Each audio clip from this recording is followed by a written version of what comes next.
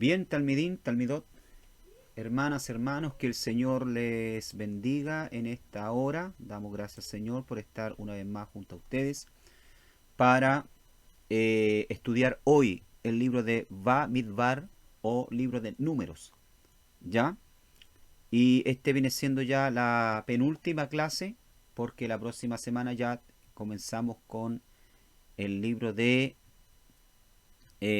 Devarim o Deuteronomio. Y estaríamos ya finalizando nuestro estudio, ¿verdad?, de la Torá o Pentateuco, de esta materia maravillosa, la cual yo creo, ¿verdad?, que ustedes han aprendido bastante a conocer más acerca de la naturaleza de Dios, de la personalidad de Dios y de la historia de la nación de Israel, con la cual nosotros, ¿verdad?, como hijos de Dios nos identificamos mucho, ¿ya? Porque todas estas cosas se escribieron para darnos ejemplos, para nosotros no caer en los mismos errores, ya que cayó Israel como pueblo del Señor, pero también buscar a Dios como lo hacían ellos, servir a Dios como lo hacían ellos. Amén. Bien, comenzamos hoy con el libro de Bamidbar o libro de Números. Ya, vamos entonces con Biblia en mano, con material en mano, todo preparado entonces para iniciar así nuestra clase. Título del libro, se le llama Números porque contiene el registro de los dos censos de Israel antes de entrar en Canaán. Bien, los traductores, ¿verdad?, de la Septuaginta, ya, que se encargaron de traducir entonces lo que es el Antiguo Testamento al griego, ya, le dieron este nombre, perdón, de Números, ya, porque dentro del libro de Números se registran dos censos. Al principio del libro, ¿verdad?, el censo de los hijos de Israel de 20 años para adelante, para poder saber, ¿verdad?, con qué fuerza militar contaba Israel para la conquista. Y casi al final del libro entonces encontramos otro censo que es de los levitas, ¿ya? Entonces, por esta razón, ¿verdad?, se le da el nombre de Números, ¿ya? Pero no es el nombre original en el idioma hebreo en que fue escrita el Antiguo Testamento, y lo vamos a ver más adelante. Tema: en el libro de Éxodo, ¿verdad?, vimos a Israel redimido, ya, como fue liberado de Egipto. En Levítico a Israel adorando, porque se le entregan leyes a Israel, se le enseña cómo adorar con sacrificio, ¿verdad?, con ofrenda, ya, tanto cruentas como incruentas. Y ahora en Números vemos a Israel sirviendo, ¿ya? Podríamos decir que entonces que el libro de Números nos enseña, ¿verdad?, y nos muestra cómo llevar el servicio a Dios, ¿verdad?, a la práctica. No solamente, ¿verdad?, quedándonos con el conocimiento teórico, sino también llevarlo a la práctica. Es lo que pasa hoy en día. Muchas personas tienen conocimiento de la Biblia, tienen un cierto conocimiento de Dios, pero no sirven a Dios, no llevan, ¿verdad?, a la práctica, a la vida real, aquello que han aprendido. El libro de Números, ¿verdad?, podríamos decir que viene siendo la práctica, ¿ya? Es como un joven, ¿verdad?, que estudia varios años una carrera y después que ya finaliza, tiene un año de práctica para poder, qué sé yo, si estudió mecánica, ¿verdad?, poder ejercer, ¿ya? Ejercer de buena manera entonces aquello que conocimiento que adquirió. El servicio del Señor no había de hacerse de una manera descuidada. Así que el libro presenta la vista de un campamento donde todo se hace según la primera ley del cielo, el orden. Ya podríamos decir también que uno de los temas principales ya del libro de Números es el orden. Dios censa al pueblo, ¿verdad?, para ordenar al pueblo. Recordemos que Israel era una nación, ya antes de salir de Egipto, no era nación, sino que era un pueblo que Dios sacaba de Egipto, un pueblo desordenado, un pueblo que no tenía leyes, que no tenía una carta magna, una constitución. Ya a los pies del Sinaí Dios le entrega leyes, ya, misbot, mandamiento, ya, y también Dios coloca orden en el pueblo, ya, Dios lo ordena por tribu, ya, Dios los censa, los cuenta, designa responsabilidades. Entonces, Dios, ¿verdad?, es un Dios de orden y Él desea también que su pueblo, que sus hijos anden ordenadamente, ¿ya? Se cuenta a las personas según las tribus y familias. A cada tribu se le asigna su lugar en el campamento. Se regulan con precisión militar la marcha y el campamento del pueblo. Y en el traslado del tabernáculo, cada levita tiene su tarea señalada. Entonces, el tema principal también, ¿verdad?, es el orden. Podemos ver esto en todo el libro del número. Si usted lee el libro de números, y espero que ustedes lo hayan leído, ya, para poder entender mejor esta materia, hay que leer los libros, ya que estamos estudiando. Usted se va a dar cuenta que Dios va colocando orden en su pueblo. Ya Dios va colocando orden en Israel, en las tribus, en el campamento, en cuanto a las responsabilidades, ¿ya? Número es un libro de reglas en lo que respecta a servicio y orden. En él se registra la falta de confianza de Israel en las promesas de Dios para entrar en la tierra de Canaán, ¿ya? Fuera de hablar del modo práctico como Dios le ordena que les sirvan, ¿verdad?, el libro de Números, también es un libro de orden, pero también es un libro que nos muestra el fracaso de Israel. Ya a punto de entrar a la tierra de Canaán, bendito sea el Señor, cuando Dios envía a los 10 espías para espiar la tierra, estando en la frontera, muestra el fracaso de la primera generación, ya que sale de Egipto. Ya, entonces es un libro a la vez también triste. Ya, también cuenta, como por castigo, el pueblo de Israel anduvo errante por el desierto. Pero ese fracaso nos frustra los planes de Dios, porque al final del libro nos deja en la frontera de la tierra prometida, donde la nueva generación de israelitas espera entrar. ¿Ya? O sea, también, ¿verdad? Es un libro que nos muestra fracaso, pero también nos muestra esperanza, porque a pesar, ¿verdad?, de que el pueblo se equivoca, a pesar de que el pueblo cae, esto nos frustra los planes de Dios. Y esto también es un consuelo para nosotros, como hijos del Señor. Aunque muchas veces, ¿verdad?, nos equivocamos, caemos, pero no por eso, ¿verdad?, Dios deja de tener un plan con nosotros. Dios nos deja de tener un propósito. De manera que 4 palabras aparecen, ¿verdad?, en este libro y que se repiten. Primero, servicio, orden, fracaso y extravío. ¿Ya? Ese viene siendo el resumen, ¿verdad?, del mensaje del libro de Números. ¿Ya? Bien, como dice acá a mano derecha, ¿verdad?, lo que yo dije ya, el libro relata la historia de las peregrinaciones de Israel en el desierto, hasta la llegada a orillas del río Jordán, siendo el eslabón desde la salida de Egipto hasta la entrada de Canaán. Comprende un periodo de 39 años aproximadamente. ¿Ya? O sea, eso es lo que abarca el libro de Números. No es que esto sucedió, ¿verdad?, durante un año. Estamos hablando, ¿verdad?, de 39 años en que el pueblo, lamentablemente, la primera generación de los que salieron de Egipto, comienza a dar vuelta en el desierto, ¿verdad? Pierden la oportunidad de poder entrar a la tierra de Canaán. Título y contenido del libro de Números. El título viene de la versión griega, como dije anteriormente, se denominó Número porque se registran 2 censos, al principio del libro y en el capítulo número 26. ¿Ya? Bueno, estos 2 censos que yo le hablé a usted, de verdad, el primer censo para contar a los hijos de Israel de 20 años para arriba, para poder saber con qué fuerza, ¿verdad?, militar contaba Israel para la conquista. Ya el Señor debía prepararlos, ¿verdad?, ordenarlos como un ejército para poder estar preparados para la conquista de la tierra de Canaán.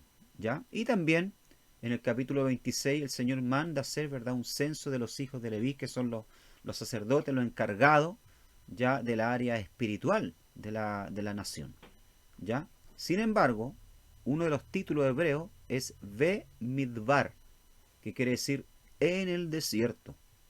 ¿Ya? Ese es el verdadero nombre del libro de Números en el idioma original. Ve Midbar, que quiere decir en el desierto. Dice, refleja mejor el carácter del libro, pues relata la historia de las peregrinaciones de Israel desde Sinaí hasta la llegada a la ribera izquierda del río Jordán. ¿Ya? En la realidad, ¿verdad?, este nombre, Ve Midbar, en el desierto le hace más honor, ¿verdad?, al libro, porque verdaderamente, ¿verdad?, el libro nos habla de aquello que aconteció durante la peregrinación de Israel, ¿verdad?, desde el Sinaí hasta la llegada a la ribera, ¿verdad?, del río Jordán. Y de hecho, si ustedes van acá, ¿verdad?, al lado derecho de la pantalla, si ustedes procuran una Biblia, una Tanaj hebrea, ¿ya?, en Números, ¿verdad? Capítulo 1, verso 1, en hebreo, ¿verdad? Dice, Vaidaber Adonai el Moshe Bemidbar Sinai, ¿ya? Y habló Dios a Moisés, dice. Bemidbar quiere decir en el desierto, Sinaí, ¿ya? En el desierto de Sinaí, ¿ya? Entonces, por esta razón, ¿verdad? En hebreo, ya el nombre del libro es Bemidbar, porque como dije al comienzo de nuestro estudio de Pentateuco, ¿verdad? Se colocaba el nombre de las primeras palabras, de los primeros versículos, ya del libro. Y acá como dice, ¿verdad? Que Dios habló a Moshe, a Moisés, Bemidbar, en el desierto de Sinaí, entonces se le coloca, ¿verdad? El nombre de Bemidbar, o en el desierto. ¿Ya? Bien. Eh, Dice abarca un lapso de casi 39 años y forma un eslabón histórico entre el libro de Éxodo y Josué. Ya viene formando un eslabón más, porque podríamos decir que, verdad, el libro de Números es la transición ya entre cuando el pueblo ya está saliendo del desierto para la conquista. Ya pues el libro de Barín o Deuteronomio viene siendo una repetición, verdad, para la segunda generación, verdad, de israelitas que se levantan, pues la primera muere en el desierto por causa de la desobediencia. Viene siendo una repetición de la ley para ellos, verdad, prepararlos para entrar a la tierra de Canaán. Carácter del libro de Números. Número es una miscelánea, ya la palabra miscelánea quiere decir una mezcla de tres especies, dice. Acontecimiento histórico de la peregrinación de Israel en el desierto, ya, que habla, verdad, de hecho histórico. Leyes para Israel de carácter permanente, ya, ustedes si leen el libro van a encontrar también que el Señor también en este libro, verdad, entrega algunas leyes para Israel. Y reglas transitorias válidas para los hebreos hasta llegar a Canaán, ¿ya? La historia y las leyes van mezcladas por partes aproximadamente iguales en extensión.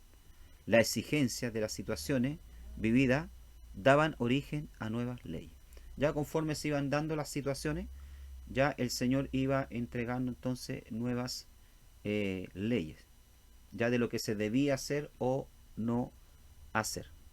Ya por eso que yo decía anteriormente, ¿verdad? Que los 613, ¿verdad? Misbot o mandamientos, ¿ya? Que el Señor entregó a Israel, no fueron, ¿verdad? Leyes que se entregaron todo en un día. Se fueron entregando, ¿verdad? Al pasar el tiempo, a medida que se iban dando, ¿verdad? Las situaciones. Por ejemplo, el libro de Números habla de que un día, ¿verdad? ¿Cuánto se llama? Alguien, ¿verdad? Transgredió el Shabbat. Salió a recoger leña durante el Shabbat, ya durante el sábado. Entonces Moisés va y consulta a Dios qué debe hacerse con esta persona que transgrede el sábado. Y vemos que inmediatamente Dios ordena que esa persona sea cortada ya de su pueblo. Hasta ese momento, ¿verdad? Ellos no sabían qué hacer porque no había una ley en cuanto a eso. Se sabía que el Shabbat era sagrado, se sabía, ¿verdad?, que el sábado se debía guardar, ¿ya? Pero no se sabía, ¿verdad?, cuál era el castigo por ¿verdad?, transgredirlo, ¿ya? Entonces, hubieron leyes que se fueron dando a medida que pasaba el tiempo y que el pueblo iba peregrinando por el desierto. Por eso digo yo, ¿verdad?, que no todos los misbot, ¿ya? No todos los mandamientos se entregaron en el Sinaí, cuando Moisés, ¿verdad?, sube al Sinaí, sino que al transcurrir el tiempo. Asunto del libro Número. El fracaso de Israel. Número es uno de los libros más humanos y más tristes de la Biblia. Muestra cómo los hebreos fracasaron en cumplir, dice, los ideales que Dios les había propuesto. Llegaron al lindero de la tierra prometida, pero tenían la personalidad de un esclavo cobarde, dependiente e incapaz de hacer frente a las perspectivas de la lucha. Esto es una realidad. Ya aquí quiero un poco enfocarme en esto.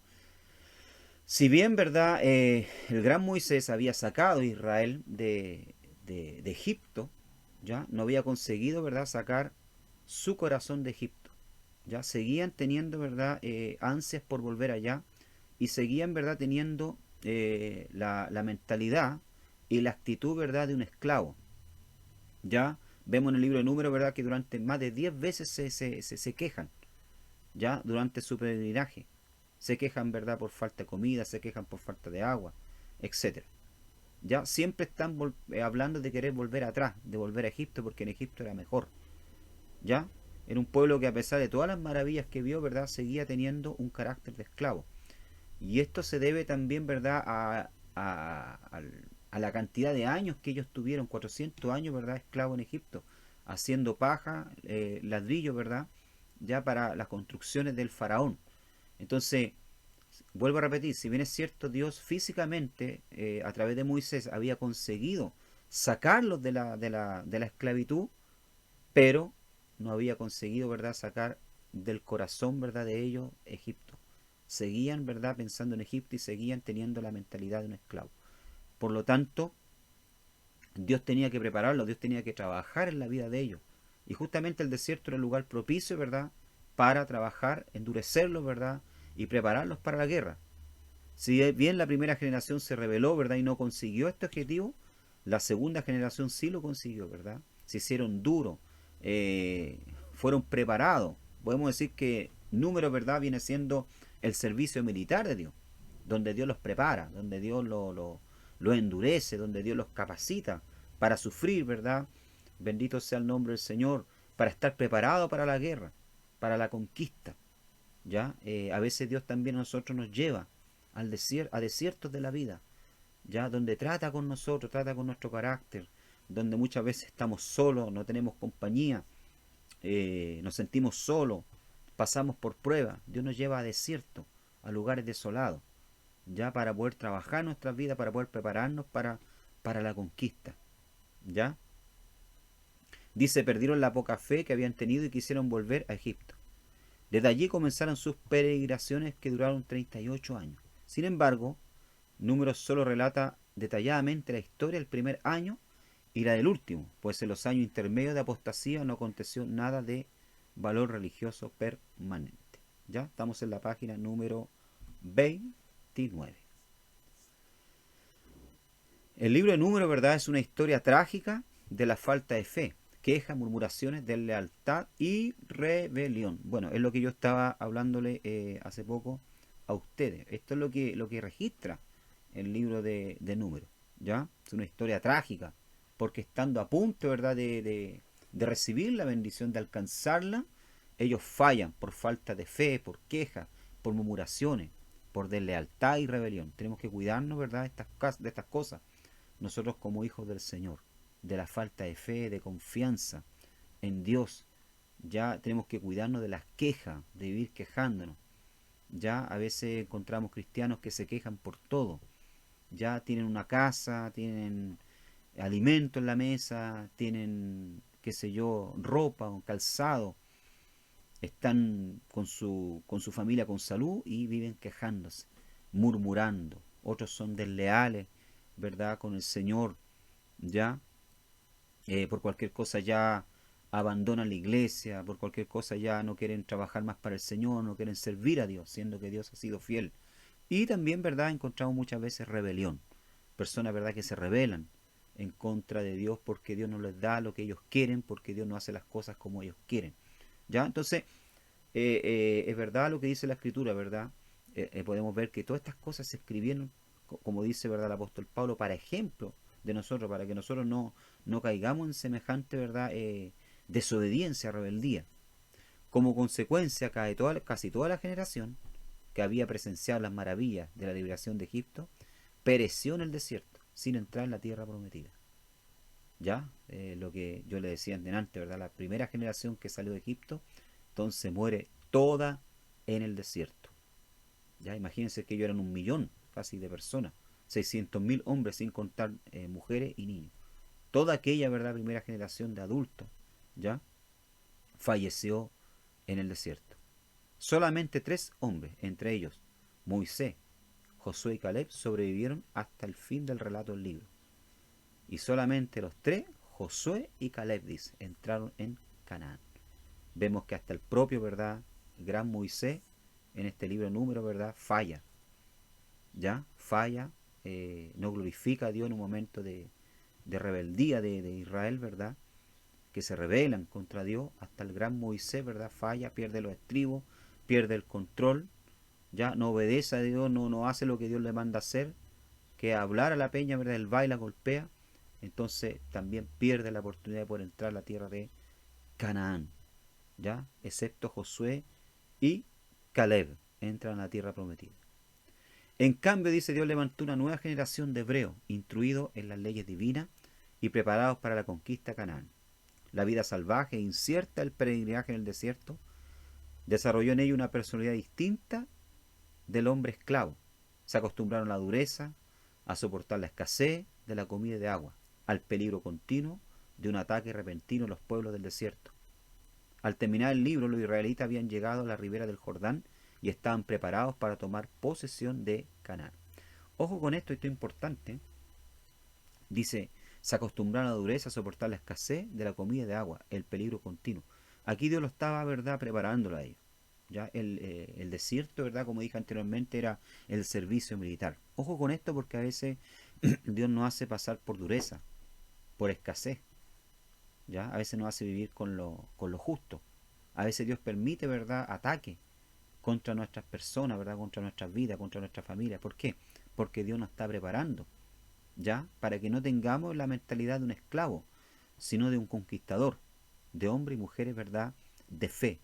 Es por esa razón que Dios lleva a su pueblo al desierto. Autor del libro de Números, Moisés. Época, 39 años, comprendida entre el año 1490 a.C. y 1451 a.C., durante los cuales el pueblo de Israel anduvo errante por el desierto. Bosquejo.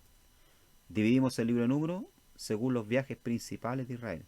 Se sugiere el uso de un mapa para situar los lugares mencionados en el capítulo. Bueno, aquí vemos, ¿verdad?, al costado derecho de ustedes, desde la salida, ¿verdad?, de Ramsés de Egipto, ¿ya?, la peregrinación del pueblo de Israel, por lo que se conoce hoy, ¿verdad?, esta península como el Sinaí, aunque sabemos que el Sinaí no está en esta península, sino que está acá en Arabia, ¿ya? Pero esto es lo que nos muestra el mapa del peregrinaje de Israel, ¿ya? Pasan, ¿verdad?, por el desierto, ¿ya? Vagan durante 40 años acá en el desierto dando vueltas, acá está registrado, ¿verdad?, en ese color, ¿ya? Desierto de Sin, Cades Barnea, ¿ya? Desierto de Edom, hasta que lleguen, ¿verdad?, al Jordán, a la frontera, para entrar en Canaán, en la conquista. Entonces, durante todo, todo lo que ustedes están viendo acá, ¿verdad?, el pulsor marcando, estos son los 39 años que ellos vagan, ¿ya?, por este desierto hasta llegar a la frontera, ¿verdad?, bendito sea el Señor, del Jordán, para cruzar el Jordán entonces y entrar a la tierra de Canaán y conquistar, ¿ya? Acá arriba dice, ¿verdad?, ruta probable del Éxodo. Ya dice probable porque es lo que yo decía anteriormente, ¿verdad?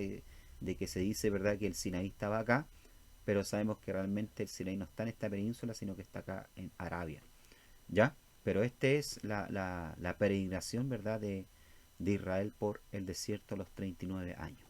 Amén. Bien. Israel en el Sinaí, dice, del capítulo 1 al 9. Ya vemos a Israel entonces en el Sinaí. Y vemos acá en el libro de Números, o Bamidbar, en el desierto, cómo Dios entonces comienza a organizar a su pueblo, ¿verdad?, para formar un pueblo entonces ordenado, preparado para la conquista. Israel, dice, había pasado casi un año en el Sinaí, había recibido la ley, había construido el tabernáculo, ¿ya? El censo de las tribus, en el capítulo 1, entonces vemos que Dios manda entonces a Moisés a hacer el primer censo, ¿ya? Los problemas que acarrea el viaje de una numerosísima multitud a través del desierto son más grandes de lo que uno se puede imaginar. Era preciso organizar bien a las tribus y establecer la ley y el orden tanto en el campamento como en la marcha. Esto es importante, ¿verdad? ¿Se imaginan ustedes con que Dios no hubiese ordenado y le hubiera dicho, bueno, cada uno, ¿verdad?, sálvese como pueda, cada uno haga lo que quiera? No, Dios no es así. Ya, yo siempre he dicho en todo mi ministerio, en los años que llevo pastoreando, ¿verdad?, y le enseño a la iglesia de que Dios es un Dios de orden. Ya, hasta aún dentro de la iglesia vemos en el Nuevo Testamento que hay un orden establecido por Dios. Ya, hay pastores, hay líderes establecidos por el Señor entonces, y hay directrices que Dios ha dado de cómo se debe llevar la obra del Señor, cómo se debe, ¿verdad?, administrar la iglesia del Señor. ¿Por qué? Porque Dios es un Dios de orden. Aún hasta en los dones, ya Dios no ordena cómo administrarlo. Entonces, porque Dios es un Dios, ¿verdad?, de orden, como en todas las iglesias del Señor, dice el apóstol Pablo.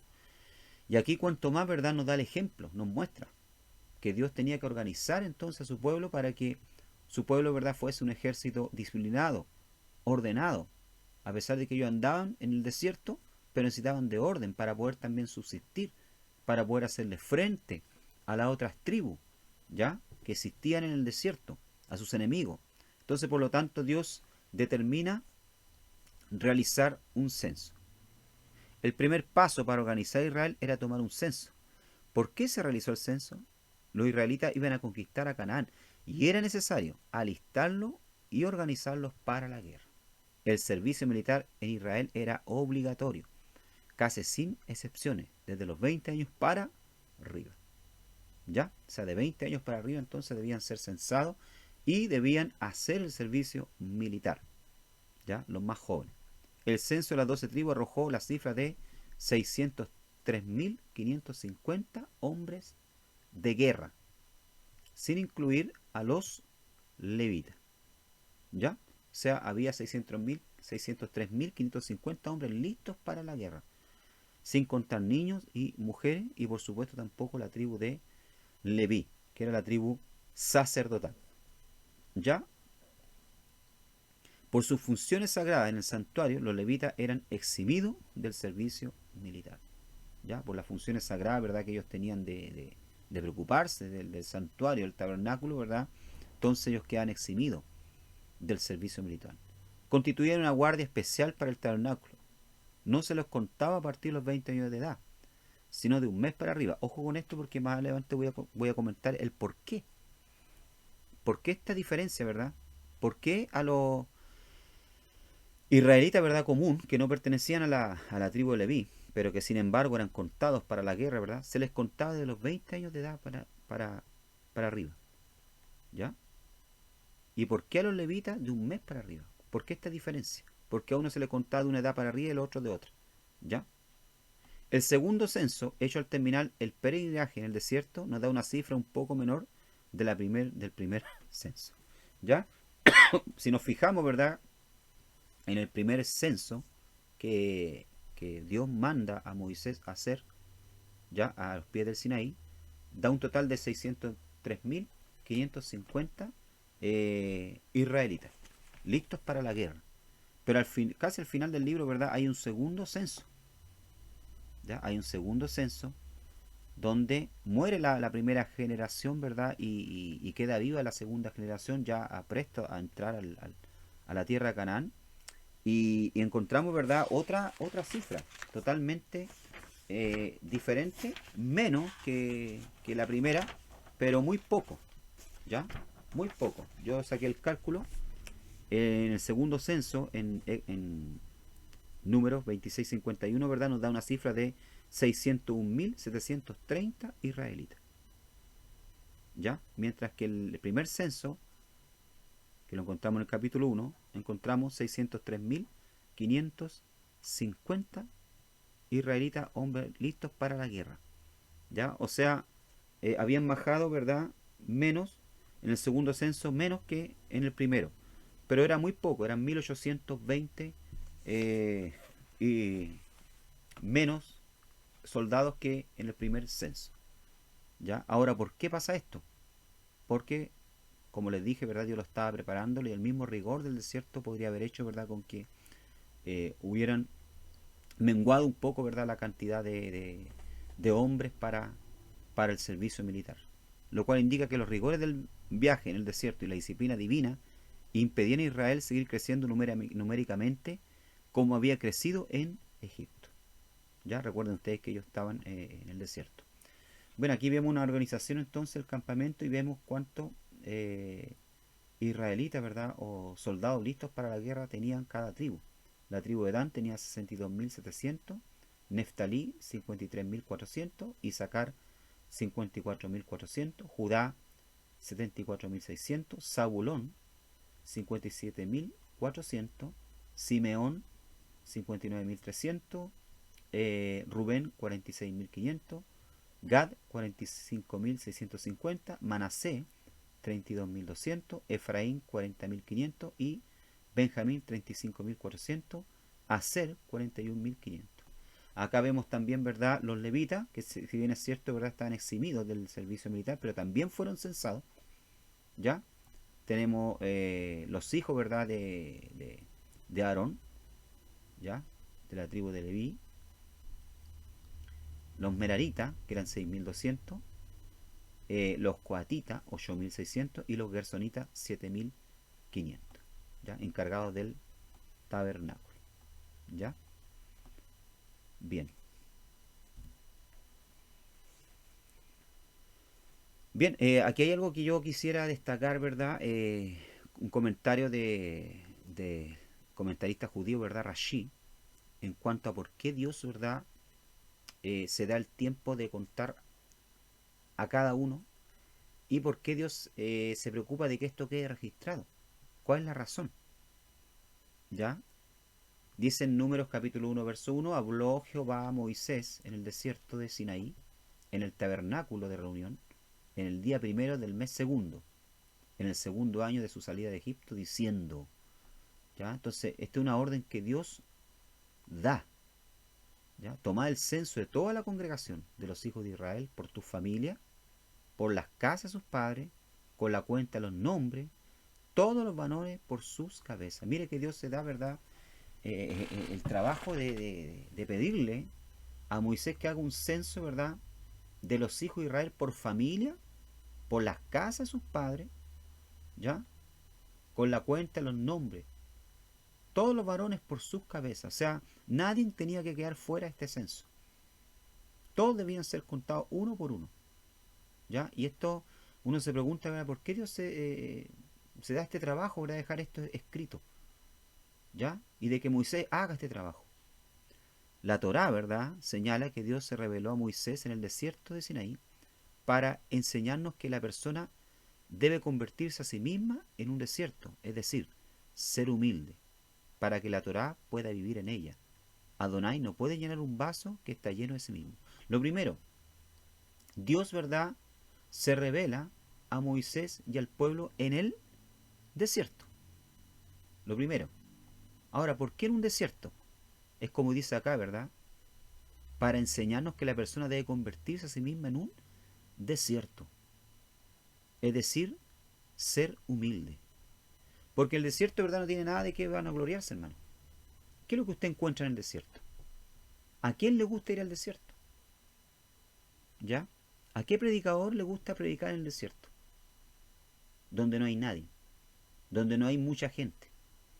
Por lo general nosotros como predicadores, ¿verdad?, nos gusta predicar cuando hay harta gente. ¿No es verdad? Aunque algunos por ahí digan, no, yo predico, le puedo predicar a uno o dos, pero en la realidad nos gusta cuando hay harta gente en la iglesia. ¿Ya? Esa es la realidad, eso es lo que está en el corazón del hombre. ¿Ya?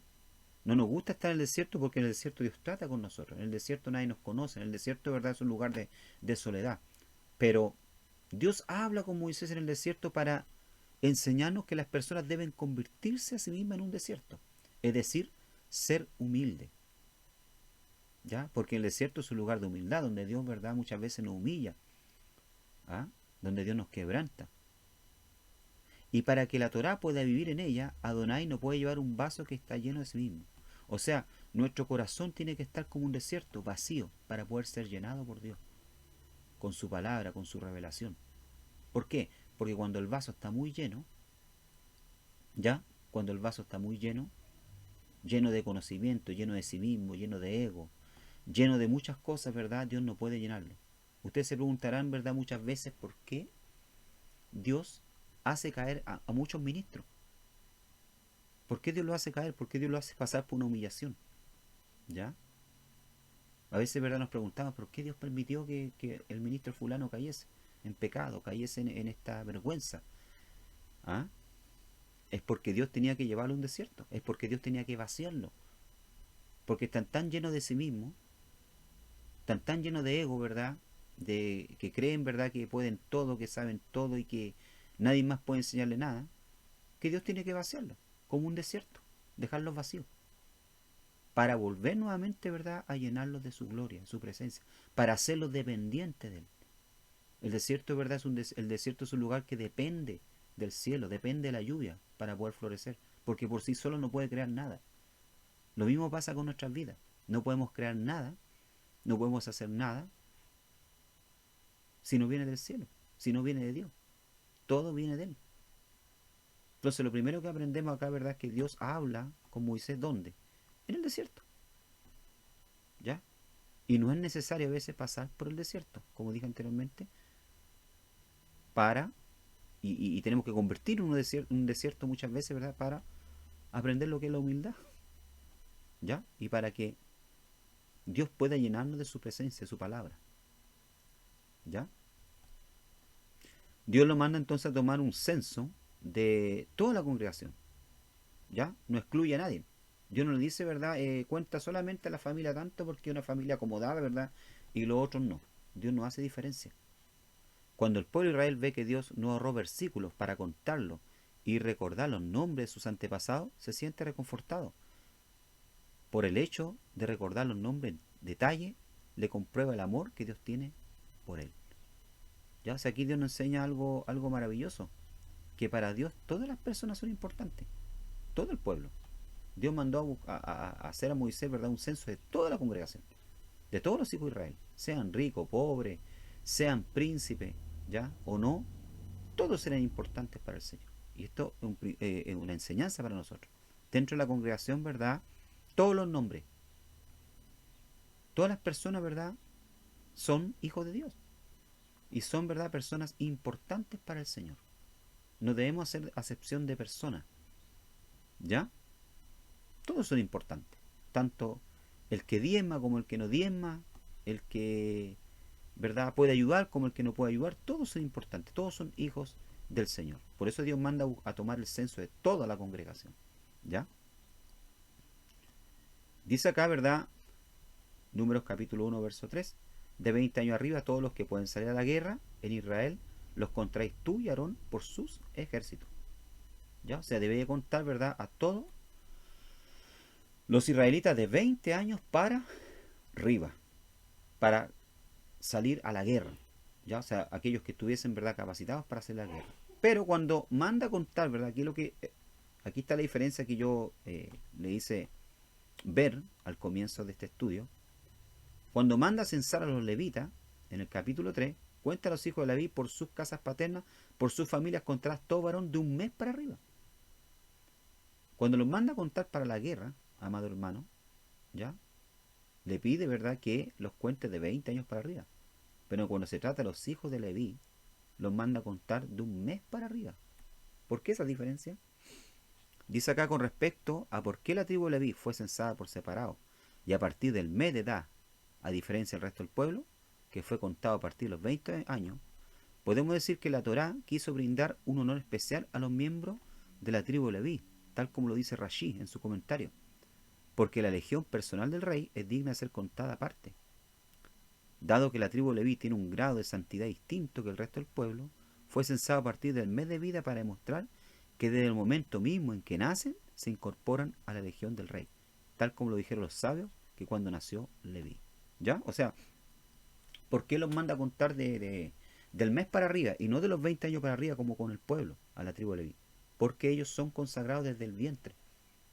¿Ya? Desde cuando nacen, ellos ya son consagrados para el Señor, para el servicio del Señor. Y ahí está la diferencia.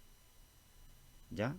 Y eso que nos enseña algo también importante a nosotros, un principio espiritual. Hay personas, hermano, ¿ya?, que desde el vientre, ¿verdad?, son escogidas por Dios, son elegidas.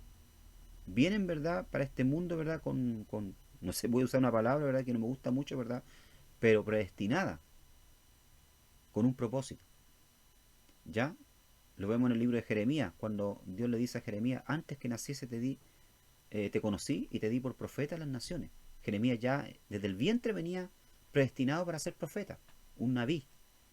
¿Ya? Entonces, los hijos de Leví son contados a partir del mes. ¿verdad? Y no de los 20 años para arriba, sino que del mes. ¿Por qué? Porque ellos desde el vientre ya son consagrados para el Señor. Es ahí la diferencia entre la tribu de Leví y las demás tribus y los hijos de Israel que iban a la guerra. Amén. Bien. Disposición de las tribus y los campamentos en el capítulo 2. Ya Dios manda, ¿verdad?, a organizar a Israel, ¿verdad?, en tribu por bandera. ¿Ya? A organizar los campamentos por tribu y por bandera. Jehová mandó a organizar a Israel en 4 campamentos, dice, con 3 tribus por cada campamento. ¿Ya? Los 4 campamentos estaban organizados en escuadra rectangular con el tabernáculo en el medio y los levitas alrededor de este. Dice. Moisés y los sacerdotes se ubican ante la puerta del atrio del tabernáculo, al este, las tribus de Judá, Isaacar y Zabulón, al sur, Rubén, Simeón y Gad, al oeste, Efraín, Manasés y Benjamín, al norte, Dan, Aser y Neftalí. Las tribus de Judá, Rubén, Efraín y Dan eran líderes. Cada una encabezaba su grupo de tribu y llevaba bandera. Según la tradición judía, la bandera de Judá tenía la figura de un león, la de Rubén una cabeza humana, la de Efraín un buey y la de Dan un águila. La disposición de las tribus al acampar era así. ¿Ya? Entonces aquí vemos, ¿verdad?, la distribución de las tribus por orden. Al norte, ¿ya? Al norte vemos entonces la tribu de Dan, Aser y Neftalí. Aquí vemos, ¿verdad?, a los hijos de los levitas, ¿ya? Merari, de Aarón, Merari, ¿ya?, que eran los levitas. Y al medio entonces quedaba el tabernáculo, ¿ya? Al este vemos la tribu de Judá, Isaacar y Zabulón. Aquí quedaban, ¿verdad? Judá quedaba a la entrada, daba con la entrada, sus tiendas daban con la entrada del tabernáculo, ¿ya? Y frente a las tiendas también de Moisés y Aarón, los sacerdotes, ¿ya? Al sur, Coat, ¿verdad? La tribu de Coat, de Leví, y las tribus de Rubén, Simeón y Gad. Y al oeste vemos entonces la tribu de Benjamín, Efraín, Manasés y los gersonitas. ¿Ya? Pero si ustedes se fijan, ¿verdad?, todas las tribus quedaban ya alrededor del tabernáculo. ¿Por qué? Porque Dios es el centro, ¿verdad?, de la vida religiosa y social de Israel. ¿Ya? Por eso, ¿verdad?, Dios quedaba al medio, el tabernáculo quedaba al medio. ¿Ya? Porque Dios era el centro de la vida, tanto religiosa como social de Israel. ¿Ya? Dios quería que ellos constantemente, ¿verdad?, estuviesen durante el día pensando en Dios, adorando a Dios. Recordemos que acá en el tabernáculo, ¿verdad?, todo el día se estaba adorando a Dios, se estaban ofreciendo sacrificios, ¿ya? Tanto por los pecados como ofrenda, ¿verdad?, de agradecimiento, de oración a Dios. Entonces Dios era el centro, ¿verdad?, religioso y social de Israel. Y mientras Dios fuese el centro de la vida de ellos, ¿verdad?, ellos iban a ser como nación, ¿verdad?, bendecidos por Dios, agraciados con la presencia del Señor. Y esto nos enseña algo importante a nosotros. Dios tiene que ser el centro de nuestra vida. Dios tiene que ser el centro de nuestra familia. Dios tiene que ser el centro de nuestra adoración. En todas las cosas. Porque cuando Dios es el centro de nuestra vida, ¿verdad?, entonces vamos a ser familias, hijos, bendecidos por Dios. La posición prominente de Judá ante la puerta del tabernáculo en el campamento y a la cabeza de la nación, cuando ésta marchaba, se debía en parte a su superioridad numérica sobre las otras tribus. Sin embargo, puede ser que la ubicación de honor se daba a que habría sido asignada futura casa real en la profecía de Jacob. ¿Ya? Si nosotros vamos a Génesis capítulo 49, ¿ya?, versículo número 10, vemos ahí, ¿verdad?, una profecía en cuanto a la tribu de Judá, que de la tribu de Judá, ¿verdad?, vendría el Salvador, el Mesías. Dice Génesis 49:10, Jacob, ¿verdad?, dando las últimas palabras a sus hijos, profetizándole lo que sería de cada uno de ellos y de lo que ellos representaban, ya como cabeza de las tribus de Israel. Verso 10 dice: no será quitado el cetro de Judá, ni el legislador de entre sus pies, hasta que venga Silo, y a él se congregarán los pueblos. ¿Ya? Este Silo se ha entendido como el Mesías prometido, ¿ya?, el Mashiach, ¿ya? Entonces, recordamos también, ¿verdad?, que María, la madre de Jesús, en su naturaleza humana, ya pertenecía a la tribu de Judá, por lo tanto también era descendiente del rey David, ¿ya? Por lo tanto se cree que por eso, ¿verdad?, Judá estaba a la cabeza, y fuera también porque era una tribu que tenía más número, ya, de hombres, que la otra tribu estaba a la cabeza, ¿verdad?, del campamento y a la entrada, ¿verdad?, del tabernáculo frente a Moisés y Aarón. La organización de Israel era militar. Cada tribu tenía su posición en el campamento, tenía su capitán. La nación entera estaba organizada como un ejército, bajo la dirección de Jehová, que era el jefe supremo, y tenía su tienda en medio de ella. Él dirigía los movimientos por medio de la nube. Estamos en la página número 31. En el capítulo 3, ¿verdad?, vemos la familia de Aarón, ya de la tribu de Leví.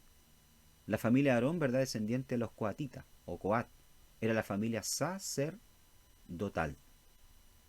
Todos los demás levitas servían en conexión con el tabernáculo, pero no eran sacerdotes.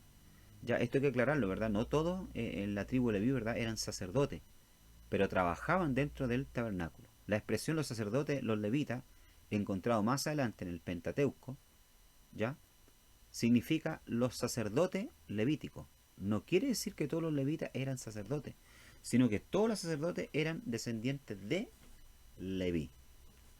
Ya, todos los Kohanim, ¿verdad?, todos los sacerdotes eran descendientes de la tribu de Leví, pero no todos eran Cohen, ¿ya?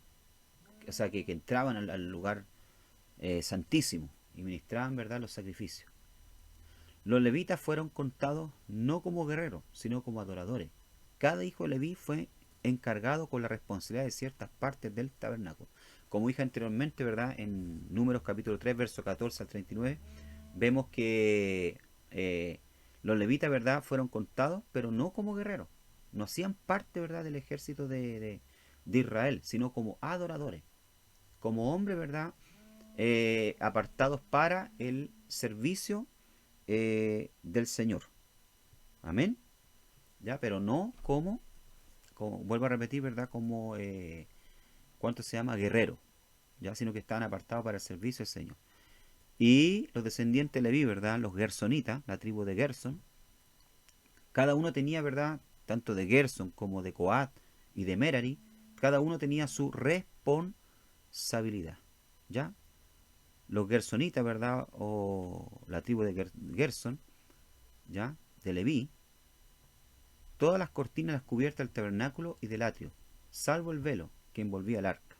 Verso 18 al 26. ¿Ya? Entonces los gersonitas se encargaban de las cortinas y de las cubiertas del tabernáculo y del atrio. ¿Ya? Ellos llevaban esas cosas cuando se desarmaba, ¿verdad?, el tabernáculo. Esa era la función de ellos. ¿Ya? Y la cantidad de ellos era de 7500, ¿verdad?, gersonitas, encargados de las cortinas y de las cubiertas del tabernáculo. Los coatitas, ¿verdad?, o los coat, las cosas más sagradas, el arca, ¿ya?, la mesa del pan, de la proposición, los utensilios, el velo, los altares, el candelero de oro, verso 27 al 32. ¿Ya? Y la cantidad de ellos era de 8600. O sea, lo encargado entonces de llevar el arca en el hombro, ¿ya?, sobre los hombros, ¿verdad?, eran los hijos de Coat, ¿ya?, de la tribu de Leví. Por esa razón es que Dios, ¿verdad?, hiere a Usa cuando David decide llevar el arca a Jerusalén. Lo hiere, ¿verdad?, porque colocan el arca, ¿verdad?, dentro, así arriba de un carro, ¿verdad?, nuevo, dice la palabra del Señor, pensando que lo estaban haciendo bien, pero estaban equivocados. ¿Por qué? Porque la orden, ¿verdad?, era para los coatitas o los hijos de Coat. Ellos eran los encargados, ¿verdad?, de llevar el arca sagrada sobre los hombros. Ellos eran los responsables, ¿ya? Después tenemos los hijos de Merari, encargados de llevar las tablas, las barras, las columnas, las basas, las estacas y las cuerdas. Verso 33 al 37. Y la cantidad de los hijos de Merari era 6200. ¿Se da cuenta que en todo esto hay un orden? Dios dejó establecido un orden. ¿Ya? Tú te vas a encargar de esto, tribu de Gerson, tribu de Coat, ustedes esto, ¿ya? Los hijos de Merari de esto. Todos eran levitas, pero todos tenían una función. ¿Ya? Bien, en el capítulo 6, verso 1 al 21, encontramos lo que se llama el voto de los nazareos, ¿ya? O nazir en hebreo, nazir en hebreo, ¿verdad? Encontramos los nazir, los nazareos. Dice el verso 1 acá del capítulo 6, habló Jehová a Moisés diciendo, habla a los hijos de Israel y dile, el hombre o la mujer que se aparta haciendo voto de nazareo para dedicarse a Jehová, se abstendrá de vino y de sidra, no beberá vinagre de vino ni vinagre de sidra, ni beberá ningún licor de uva, ni tampoco comerá uva fresca ni seca. ¿Ya? Esto era un hombre, ¿verdad?, que ya se consagraban, hombres o mujeres que se consagraban al Señor. ¿Ya? Hacían un voto de consagración, se separaban para el Señor, no podían cortar su cabello, no podían, ¿verdad?, beber vino ni sidra, nada que fuese del producto de la vid. ¿Ya? Dice acá la palabra nazareo significa separado o consagrado. Por lo tanto, uno que tomaba el voto había de vivir separado para Dios. ¿Ya? Era un voto voluntario, salvo en casos especiales como el de Sansón, que cualquier persona, hombre o mujer, podía hacer para consagrarse a Dios y vivir en mayor santidad. Podía ser por toda la vida, como el de Juan el Bautista, pero por regla general era por un periodo señalado. ¿Ya? Tres requisitos se indican aquí para ser un nazir, ¿ya? O un nazareo. Primero, abstenerse de todo fruto de la vid, al igual que el sacerdote. Cuando oficiaba el nazareo se negaba a sí mismo el uso de las bebidas fuertes, a fin de estar en mejor condición para servir a Dios. Además, el fruto de la vid simboliza en Israel el gozo natural, así que el nazareo debía encontrar su gozo en el Señor. No cortarse el cabello, como señal pública de que había tomado un voto. El pelo largo de Sansón simbolizaba que consagraba su fuerza y virilidad a Dios. Y no tocar cuerpo muerto, ni un cadáver de la propia familia, porque el nazareo era santo a Jehová. Se imponía un severo castigo cuando se quebrantaba el voto, incluso cuando no era intencionalmente. Al terminar el periodo del voto, el nazareo tenía que despojarse su cabello y quemarlo sobre el altar junto con otros sacrificios en una ceremonia pública. ¿Ya? Entonces, esto era el requisito, ¿verdad?, para ser un nazareo. ¿Ya? Una persona, ¿verdad?, apartada, consagrada o dedicada o exclusivamente, ¿verdad?, para al Señor. Sansón, ¿verdad?, en el caso de Sansón, ¿verdad?, él fue un nazareo, ¿verdad?, él fue un nazir, ¿ya?, pero desde el vientre, por orden del ángel, cuando se le apareció a sus padres, ¿ya?, fue consagrado. Pero vemos que Sansón, ¿verdad?, quebrantó todas las leyes de los nazir, ¿ya?, o votos de los nazareos. Nunca se abstuvo, ¿verdad?, de los frutos de la vid porque bebía, ¿ya?, bebía. En segundo lugar, ¿verdad?, su cabello, ¿verdad?, fue cortado y tocó el cuerpo, ¿verdad?, de animal muerto. ¿Ya? Cuando se acuerdan el león, ¿verdad? Mató un león y del león sacó miel. ¿Ya? Entonces, realmente, y no solamente eso, ¿verdad?, sino que también era un hombre, ¿verdad?, promiscuo. ¿Ya? Entonces, quebrantó todos los votos de los nazir. ¿Ya? Nazir, ¿verdad?, en hebreo, esta palabra acá, quiere decir uno consagrado o dedicado. Entonces, un nazir, ¿verdad? Un nazir es la palabra, ¿verdad? O un nazareo, ¿verdad?, era una persona consagrada o dedicada al Señor que se abstenía de ciertas cosas, ¿verdad?, para agradar a Dios. Ya ponía su vida como ofrenda delante de la presencia del Señor. Eso lo encontramos en el capítulo 6. Bien, llegamos a lo que es en el capítulo 12, ¿verdad?, el libro de Números, la murmuración de María y Aarón contra Moisés. ¿Ya? Yo en una clase anterior ya hablé sobre esto, pero vamos a dar un toque. Dice la palabra del Señor en Números capítulo 12, verso 1 y 2, María y Aarón hablaron contra Moisés a causa de la mujer cusita, dice, ¿ya?, que había tomado, porque él había tomado mujer cusita. Y dijeron, solamente por Moisés ha hablado Jehová, no ha hablado también por nosotros, y lo oyó Jehová. Creo que fue en el libro de Bereshit, el libro de Génesis, que yo hablé sobre Cush, ¿verdad? Los descendientes de Cush, ¿verdad? Que Cush, ¿verdad? O Cusita, quiere decir Etiopía, ¿ya? Por lo tanto, dicen los grandes rabinos, ¿verdad?, ya que esta mujer Moisés la tomó después de la muerte de su primera esposa, ¿ya? de su primera esposa. Recordemos que su primera esposa, ¿verdad? Séfora, ¿ya? Fue la primera esposa de Moisés. Y posiblemente, ¿verdad? Séfora ya había muerto. Y Moisés entonces va y toma una mujer cusita, ya que no era una mujer, ¿verdad?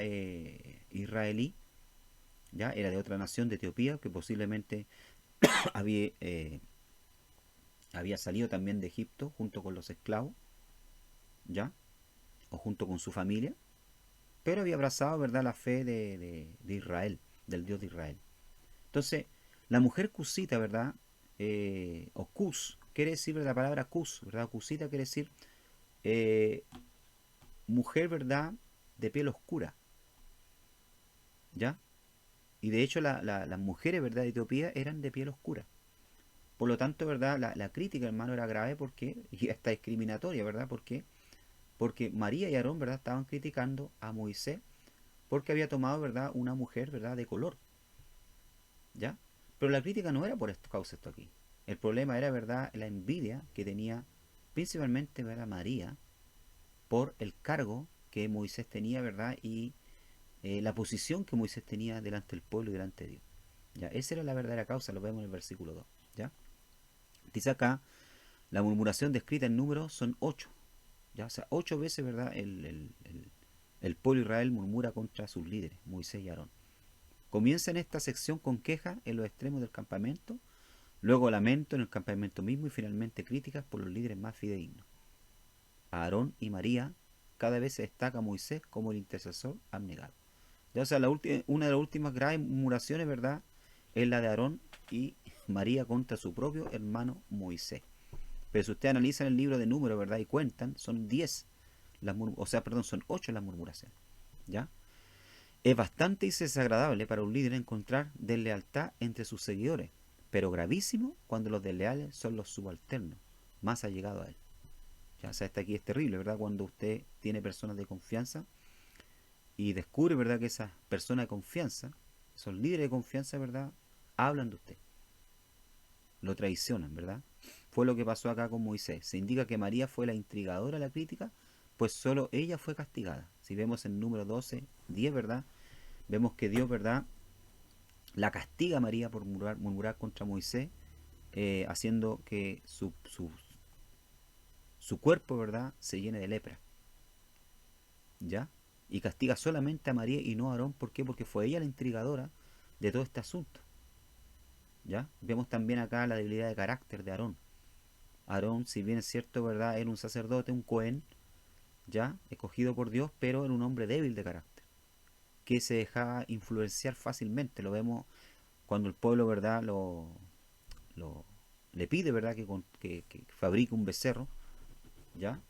Y él cede a esta petición. Y aquí vemos, ¿verdad?, también cediendo delante de María, ¿verdad?, para murmurar contra su hermano Moisés.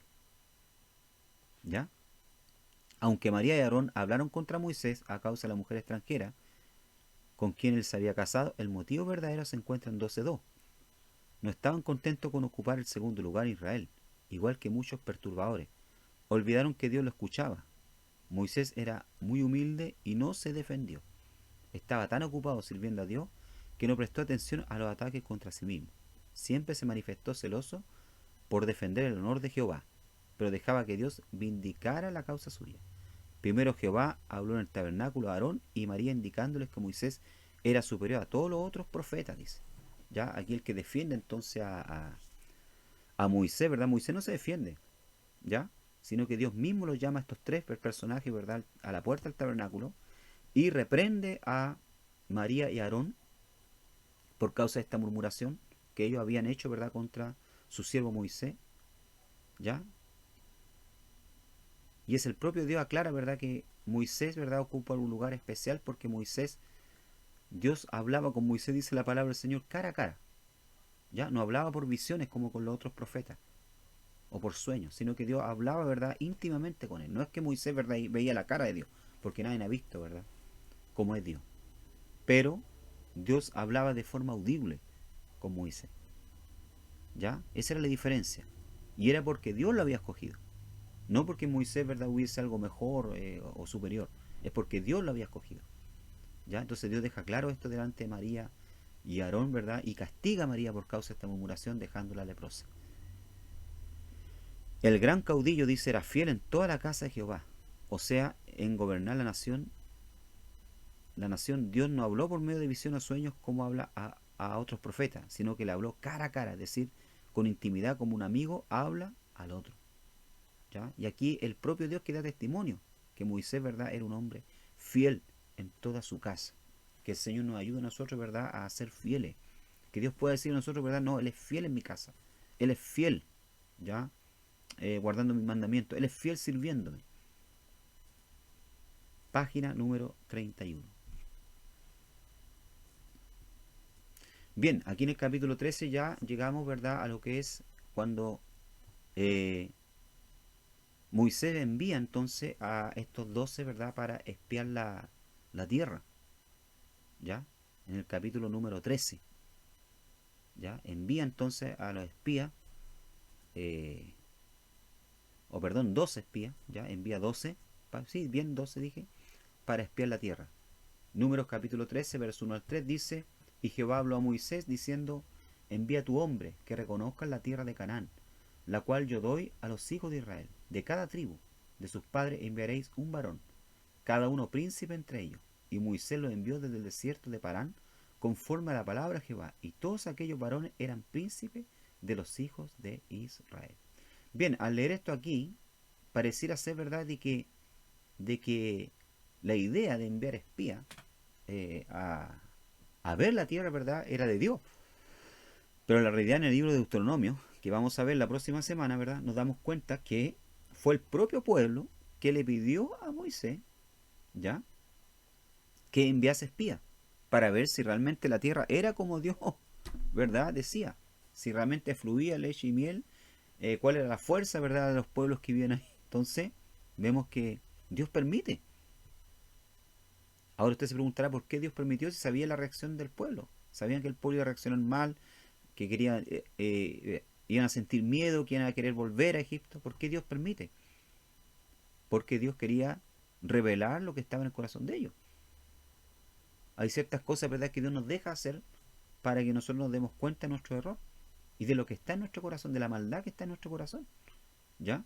No es que Dios no sepa, pero Dios nos permite. En su soberana voluntad, ¿verdad?, Dios nos permite cometer errores. Capítulo 13. Dijo Hashem a Moisés, a Moshe, o sea, Hashem, ¿verdad?, quiere decir el nombre, o sea, Dios, envía hombres a explotar la tierra de Canaán, que yo, Hashem, ya entrego a los israelitas. Cuando los hombres designados para la misión de espionaje de la tierra prometida tomaron conocimiento de la misión que se le encargaba, supusieron que la conquista de tal anhelado territorio estaría supeditada a las leyes de naturaleza, espionaje primero y guerra después.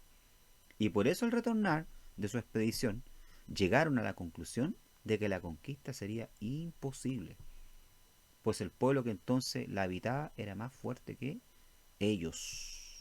¿Ya? O sea, estos hombres, ¿verdad?, que fueron designados para ir allá, supusieron, ¿verdad?, que la conquista, ¿ya?, de este territorio estaba sujeta a leyes de la naturaleza, ¿verdad?, como el espionaje y la guerra, o sea, a ley humana, a fuerza humana.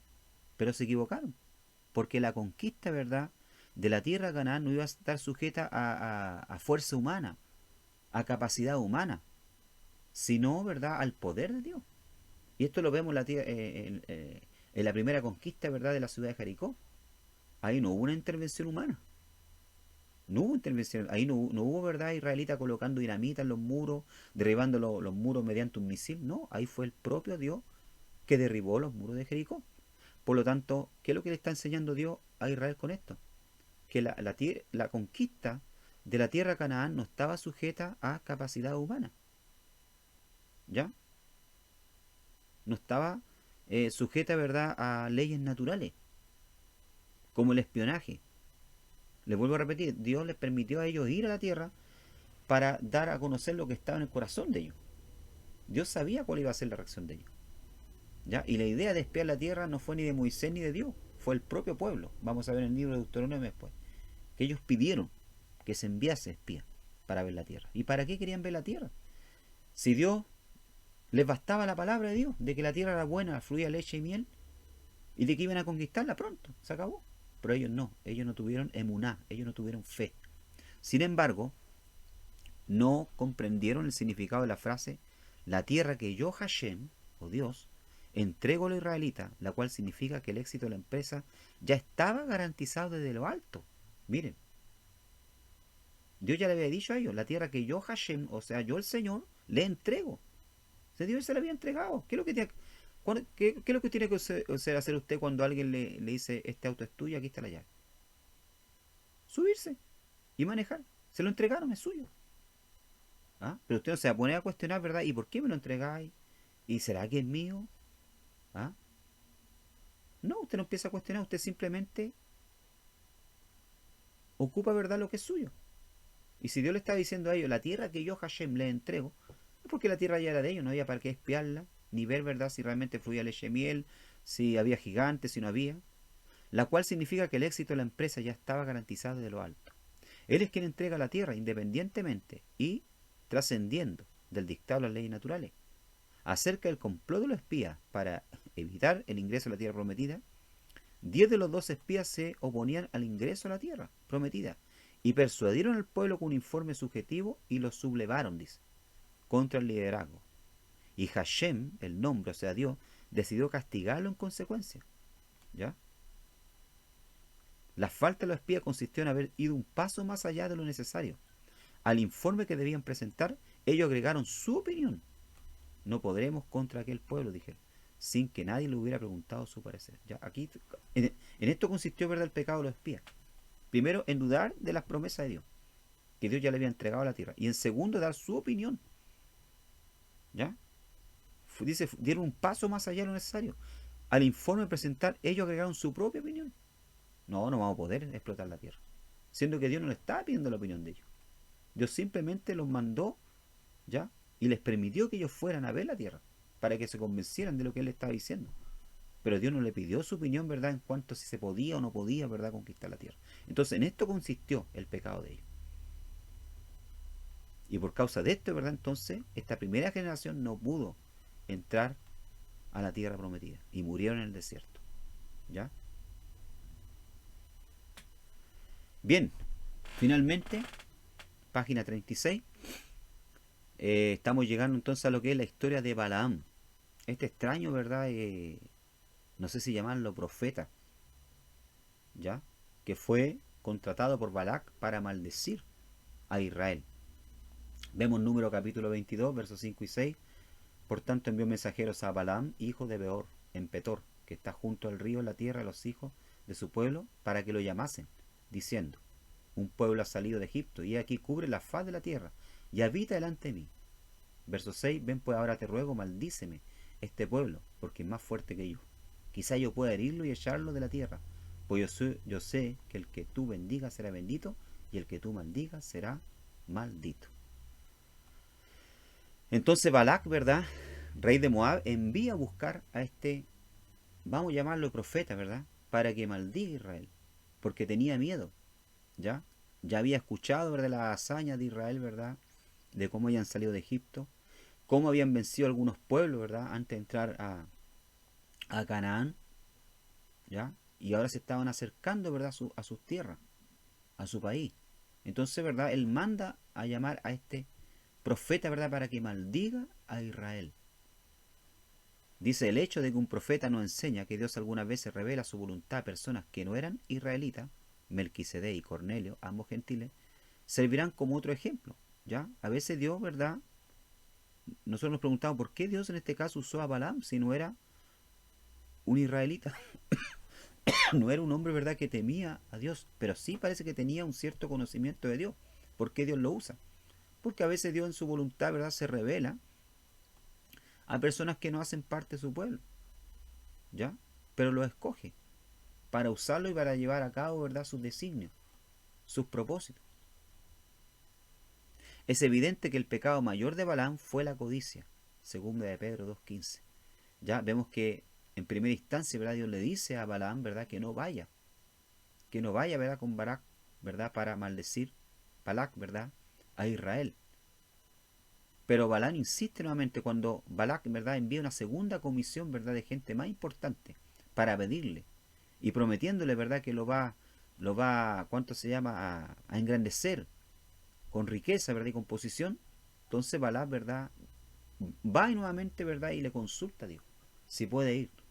Y Dios le permite, ¿verdad?, en su voluntad permisiva, le dice, anda. Pero no porque Dios estuviese de acuerdo, porque Dios quería tratar con la codicia de Balaam, porque Balaam, ¿verdad?, era un profeta codicioso, que fue detrás del premio, ¿ya? Fue detrás, ¿verdad?, del premio que se le podía dar, ¿ya? Podrá preguntarse por qué le permitió Dios a Balaam ir con los mensajeros y luego se enojó con él por haber ido. Era la voluntad perfecta de Dios que Balaam se negara a ir, pero al ver la intensidad de su propósito, le dio su permiso, pero con esta condición: pero harás lo que yo te diga. Ahora, al leer los versículos 22, 32 y 35, deducimos que Balaam salió con el pensamiento de violar esa misma condición. O sea, lo que él movía, ¿verdad?, a Balaam, ¿verdad?, era la codicia. Vemos segunda de Pedro, capítulo 2, verso 15. ¿Ya?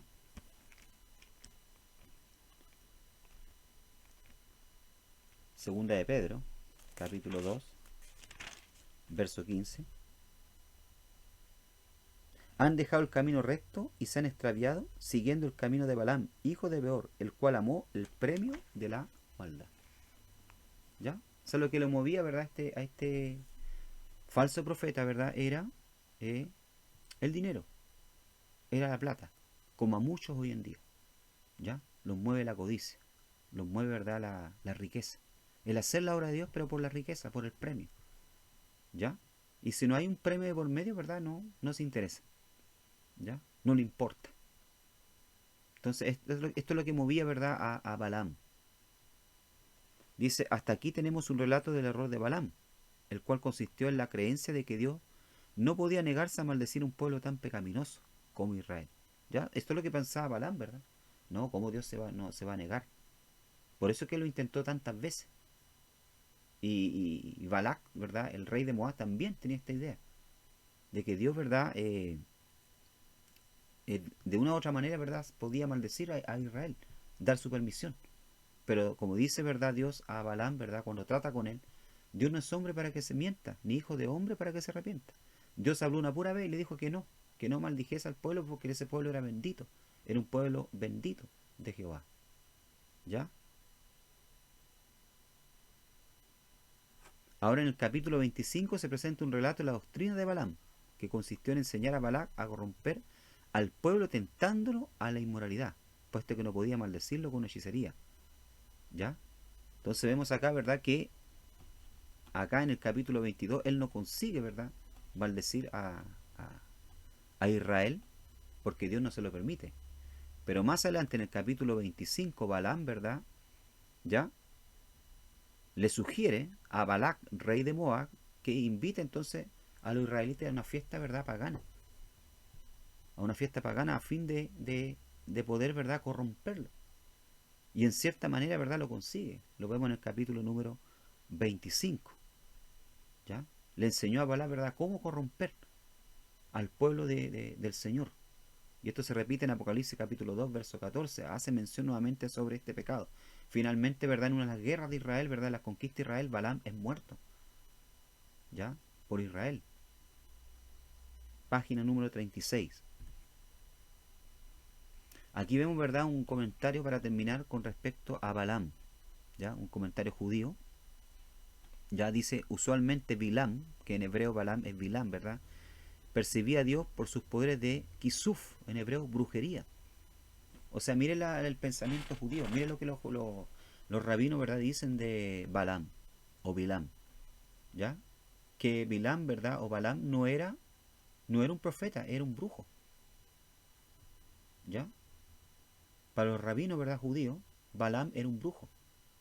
Si bien es cierto, ¿verdad?, Dios se manifestó a él, ¿verdad?, y le hizo entender su voluntad, pero eso no quería decir, ¿verdad?, que él estaba bien delante de la presencia del Señor. Es porque Dios quería tratar con Balac, rey de Moab. ¿Ya? Y proteger a su pueblo. Ahora, por primera vez, Hashem, o Dios, le concedió una visión profética por medio del Ruach HaKodesh, o sea, del Espíritu Santo. ¿Ya? Ruach quiere decir espíritu, HaKodesh santo. O sea, Dios le, a pesar de ser un brujo, ¿verdad? Dios le concedió una visión profética del Espíritu de Dios.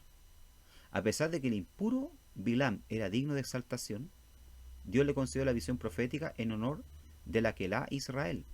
Algunas veces Hashem se revela a Reshaim, ya Rasha quiere decir malvado. A veces, aquí lo está enseñando, ¿verdad? Este comentario, que a veces Dios se revela a los malvados por consideración a los sadikim, o sea, a los justos, los sadik, a los justos. Así él le habló a Labán en un sueño profético por consideración a Jacob y al rey filisteo Abimelech por consideración a Abraham. ¿Se da cuenta? Aquí nos muestra un ejemplo. No quiere decir, ¿verdad?, que ellos sean salvos, pero Dios, ¿verdad?, por causa de los justos, los sadikim, ya se revela a los rashi, o los rasha, a los malos, o los reshaim, a los malvados. Y aquí nos da dos ejemplos. ¿Ya? Le habló a Labán en un sueño profético cuando estaba persiguiendo, ¿verdad?, a Jacob. ¿Se acuerdan ustedes? A su suegro. Jacob sale arrancando de Labán, ¿verdad?, y se va a la casa de su padre. Y Labán dice la palabra del Señor que lo alcanza. ¿Ya? Y de un sueño le aparece en la noche y le dice: mira que te cuides de hablar descomedidamente a Jacob. ¿Quién era Labán? Labán era un idólatra, hermano. Labán no era un hombre que tenía conocimiento de Dios como Jacob, ¿verdad?, o que tenía comunión con Dios. Pero por amor al justo Jacob, Dios se revela a Labán. Entonces esto nos muestra, ¿verdad?, y que lo mismo pasó acá con Bilam o Balaam. ¿Ya? Dios, por amor a los sadikim, a los justos, a Israel, se revela a este rasha, a este malvado, Balaam. ¿Ya? Que para los judíos, ¿verdad?, para los rabinos, él era un brujo. En esta historia podemos reconocer la enorme bondad del Creador hacia sus hijos. Tanto Balac como Bilam, ya, poseían grandes conocimientos sobre las fuerzas del mal, mientras que en Balac estas eran ocultas, las de Bilam eran conocidas por todos. ¿Ya? Estas fuerzas del mal son dos clases de armas que utilizan los enemigos del pueblo de Israel. Uno atacan de forma oculta y otros lo hacen abiertamente. Vemos hasta el día de hoy, ¿verdad?, cómo los malvados se levantan contra Israel, el pueblo de Dios. ¿Ya? De forma, ¿verdad?, oculta muchas veces, como lo hace Satanás, y también de forma manifiesta, como hacen muchas veces las personas que se levantan contra su pueblo. La misericordia divina hace que también aquellos enemigos que buscan dañar secretamente al pueblo de Israel sean descubiertos. ¿Ya? Esto era algo, hermano, que se estaba haciendo oculto, pero Dios lo sacó al descubierto, por algo que quedó registrado en la Biblia. Esto fue lo que sucedió con Balac. Él podría haber actuado por sí mismo de manera oculta, sin compartir con nada sus planes, pero Dios lo llevó a que dudara de sus propios poderes para que fuera a pedirle ayuda a Bilam y que de esta manera sus intenciones se dieran a conocer. Amén. Y de esa manera, ¿verdad?, Dios entonces guarda y libra a sus hijos. Bien, mis amados hermanos, llegamos así al final entonces del libro de Bamidbar, Números.